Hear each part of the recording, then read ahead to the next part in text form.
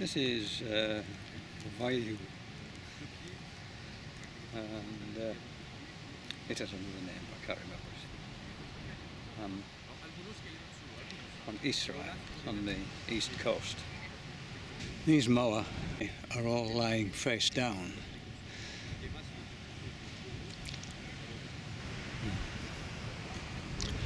During the 1500s, the Easter Islanders became a bit disenchanted with the Moai and their link to their ancestors, and so they decided they would lower them to the ground. They weren't just felled and smashed, they were lowered to the ground, and because they face inland, they're all lying face down. And following on this, the cult of the Birdman developed, and I'll talk more about that a bit later on. And you can see a couple of the top knots there lying there, this pukao, I think that's how it's pronounced, which were quarried in a different part of the island to where the Moai were quarried. But it's very, very quiet. There's only 2 cars here, although it's probably one of the less well visited sites. Nonetheless, it's a wonderful sight to see.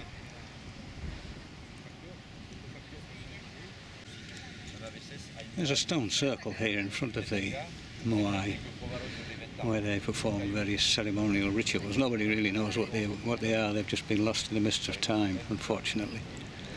People just have to surmise or just guess what they were for. Having been at Ahe Hangatea, if that's a pronunciation, we're now at Ahu Hakahanga, and again there you can see the moa which have been toppled during this time of transition between reaching the ancestors through the Moai or reaching them through living warriors, which was the Birdman cult, which came again round about 1500, but it didn't fully develop until the 1700s.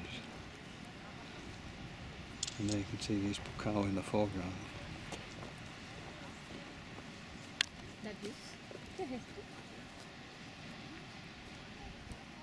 There's a hawk sitting on it. It's the only bird I've seen other than sparrows.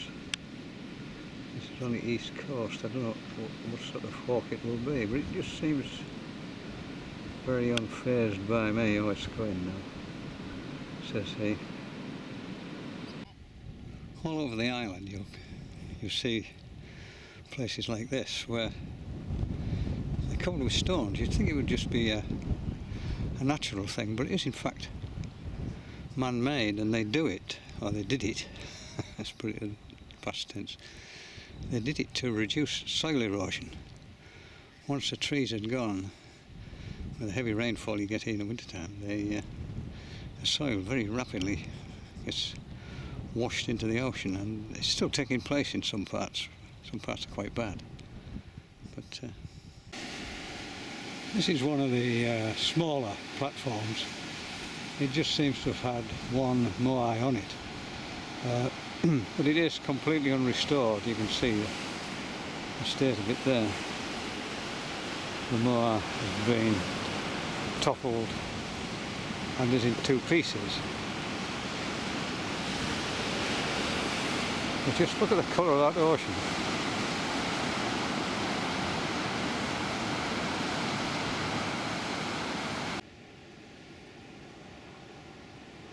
Just a pile of stones. All these stones erected. I think there's obviously been more than one Moai here. There's a bit of evidence there of another one. Well, I came to have a look at this yesterday, and I wasn't terribly impressed and just disappeared. But from another angle up there, looking at the sea, I noticed that there's a fallen Maui on the other side, and I'm going to have a look at it. So this is the back of the platform, and I've got my back to the sea here. And here is a fallen Maui which is broken, and it's obviously tippled backwards and the head's smashed off. You can't actually see it from the other side.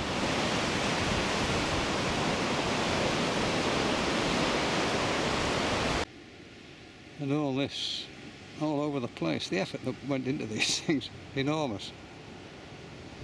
Carrying this thing all that way from that quarry, which must be about 5 miles away from here, if not more. All for the sake of ancestor worship. It's a very, very powerful thing. This, the unknown. Is there a God? Isn't there a God?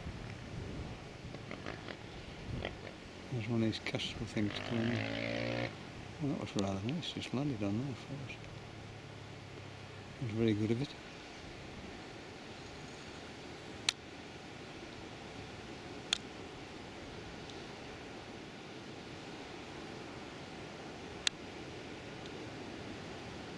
There are lots of them. I thought maybe there were only a few, but there's lots of them. What they eat, I've no idea. They probably live on sparrows. That's the only other bird I've seen in the place.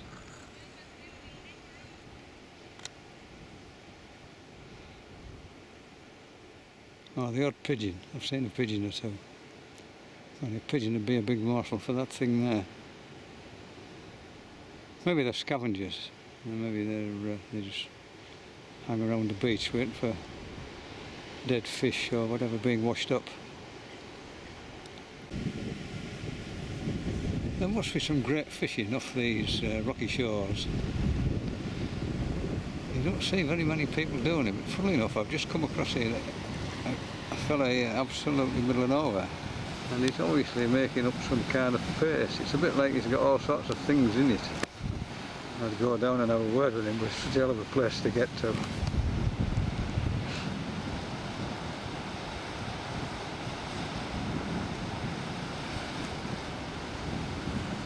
just turn around, you'll realise just how remote it is.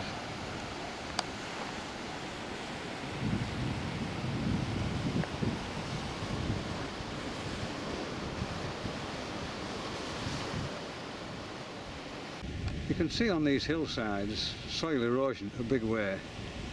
This isn't the only place, but you can see it there. Terrible. But even worse,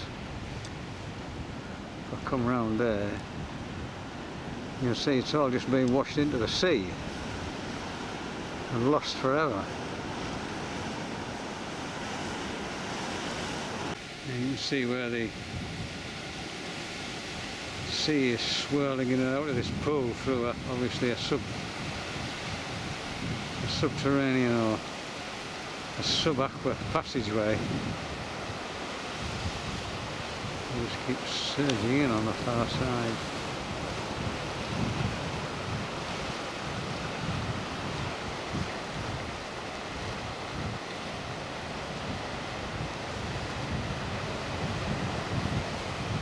The coastline is quite spectacular.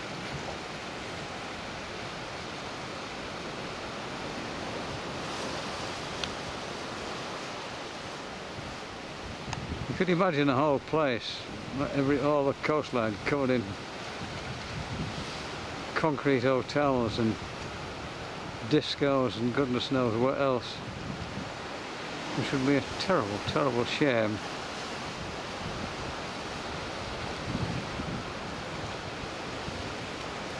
There's some really big surf pounding in today, much bigger than it has been, all the way down this coast.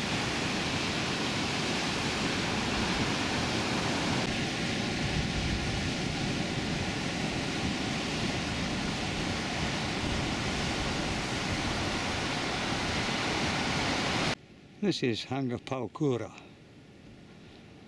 and all the moa, or moai, you could call them moas, it's a bird. All these moai are flying face down. These inside these little wooden corrals are half buried or almost completely buried. I suppose it protects them from erosion. And it does have a nice dressed stone platform to sit on. You can see there the dressed stone. And the other thing is it's got 4 of these top hats.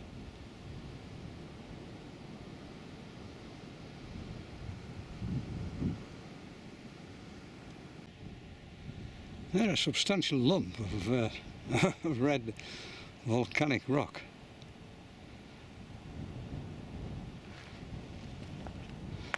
You can see how coarse it is, but it is very, very hard.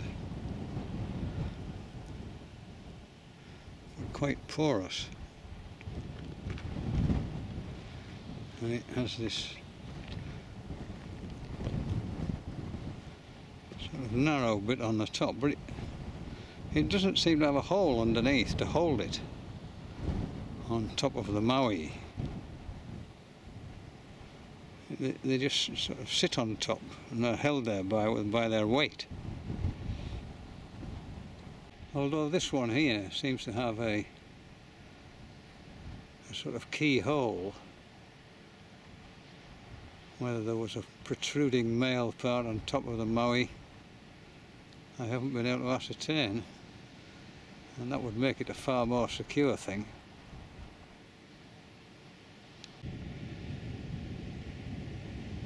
These more out-of-the-way platforms, which are less spectacular, seem to be very rarely visited. It doesn't look as if anyone's been here for, well, since goodness knows when. There's no footpath to it, no parking place, no name, no nothing. It's just sitting here. But it must have been really odd to find this island in the middle of the Pacific in the 1700s, with all these big stone men with their backs to you peering inland. You must have wondered what you'd come across. In fact, you're probably quite fearful venturing ashore.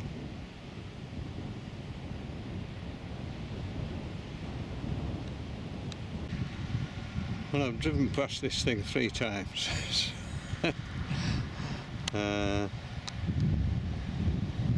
Te Aro o Te Moai.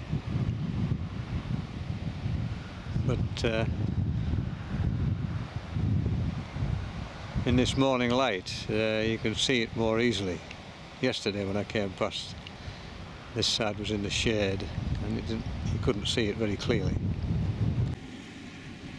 So here is a large moai lying face down.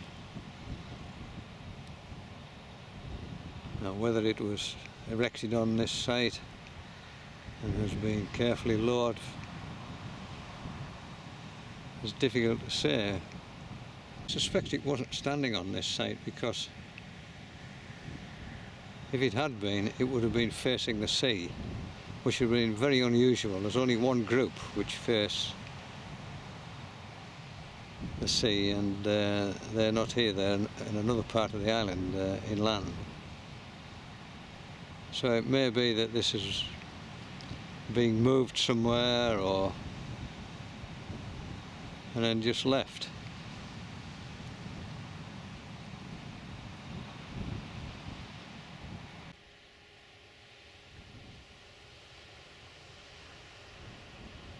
Well, a fascinating little story.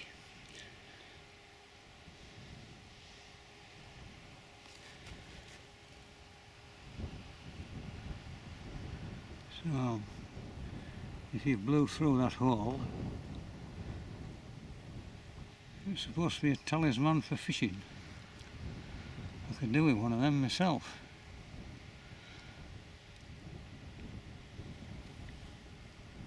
It attracted fish to the coast. I can do with one that attracted fish to my hook.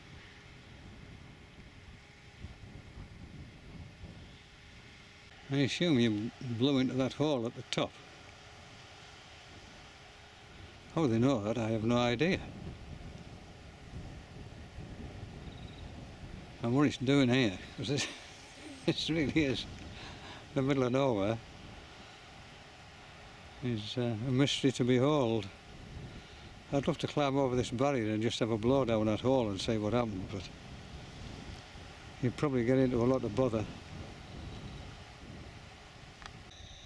Well, I've come back to have a look at this little stone again.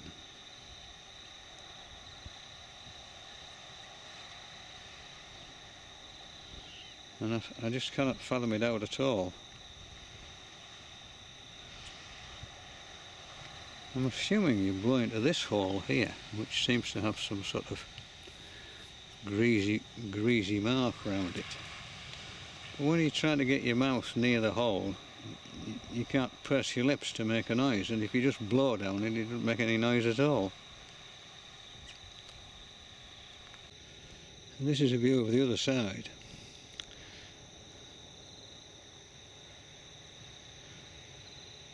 I mean, there's rocks galore around here. Mountains of them. It's called Hero's Trumpet. But of all the objects I've seen on the island, this is the most bizarre. I mean, is this where it was permanently sited, or has it been dumped here? But if I just pan round with the camera,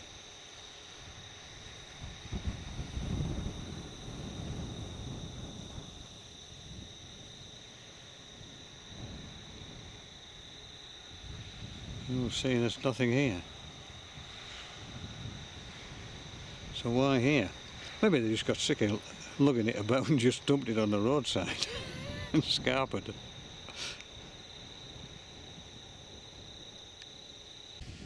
A little bit of information about Ahuakidi.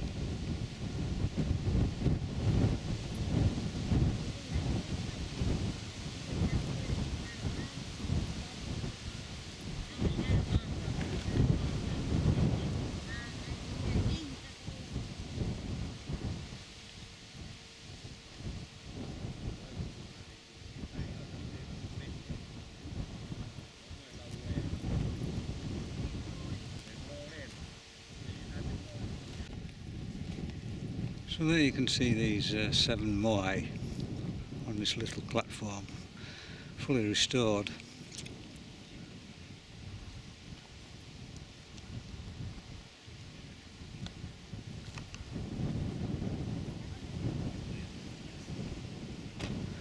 I suspect they were probably raised here later on during the period. I suspect the first ones would be quite big. Again, you'll notice that not one of them has a pukao, and I can't see any evidence of pukao lying on the ground. No, there's no top knots anywhere. Whether they had them or not, I don't know. You can't really say. Now, unlike all the others we've been looking at, or I've been looking at, and you've been sharing with me, is that these face out to sea and they're inland, quite a long way inland. Whereas all the other ones are on the coast. And the suggestion is that they're looking out to sea towards where they came from. And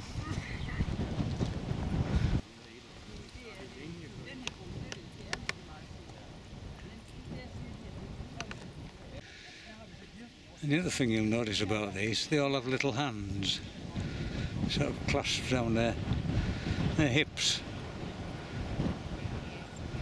which I haven't seen on any of the others.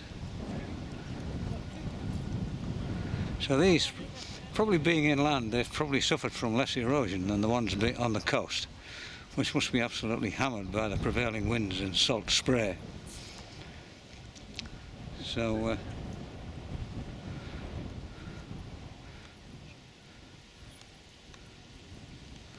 as they say in the second-hand car trade, as new. Yeah. Hardly worn. But aren't they just beautiful things?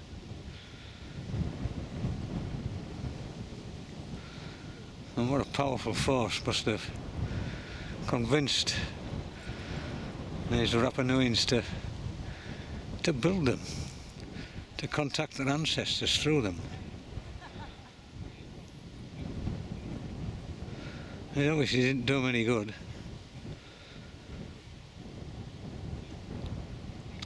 Which is why, in the end, they were all carefully lowered to the ground, face down, and out popped the Birdman culture.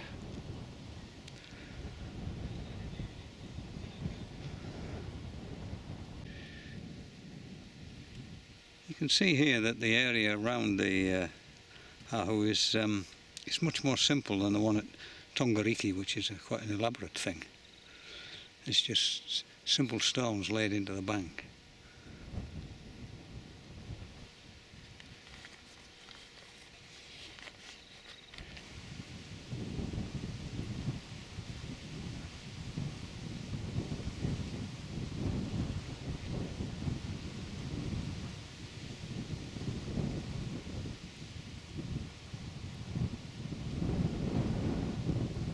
And we just have one final view of it before we depart.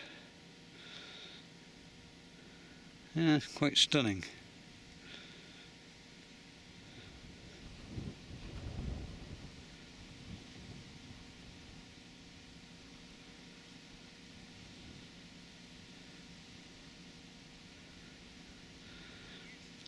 But with their pukao, or their top knots, if they had them, they would have been quite really magnificent to see. A bright red hat. I wonder what it represented. I wonder if it was a hat or some kind of hairstyle.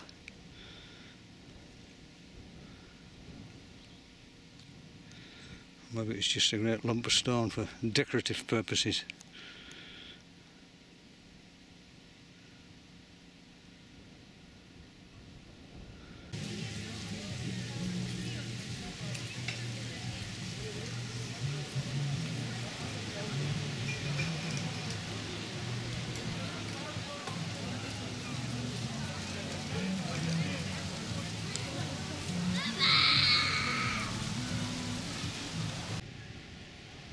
This is Anika Beach. And these 6 moai, 4 of which have got pukao, or fancy hats, tops. And it gives you some idea of what these pukao look like. Most of them seem to have that top knocked off. Now you see them against the background of that brilliant blue sky.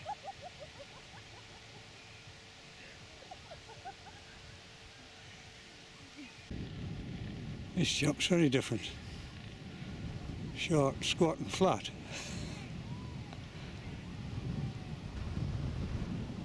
This is Anakena Beach, the very far end of the island from Hangaroa. Parking here is a nightmare, although it is a Sunday afternoon about 5:30 and it's very, very hot. And it has this delightful silver sand and this lovely sandy bay, which is quite rare on the island.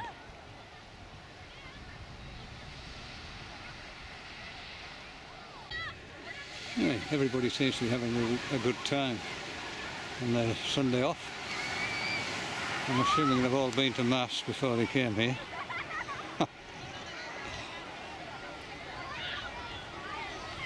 And it's a very quick run from Hangaroa. I would think it's 20 minutes. As I say, today parking has been at a premium. I've never understood the appeal of sandy beaches. Sand in the sandwiches. Sand in between your toes. Probably because I've spent too many holidays in cold places like Blackpool and Skegness. So No, they're welcome to it for those who like it, and there's a good crowd here do.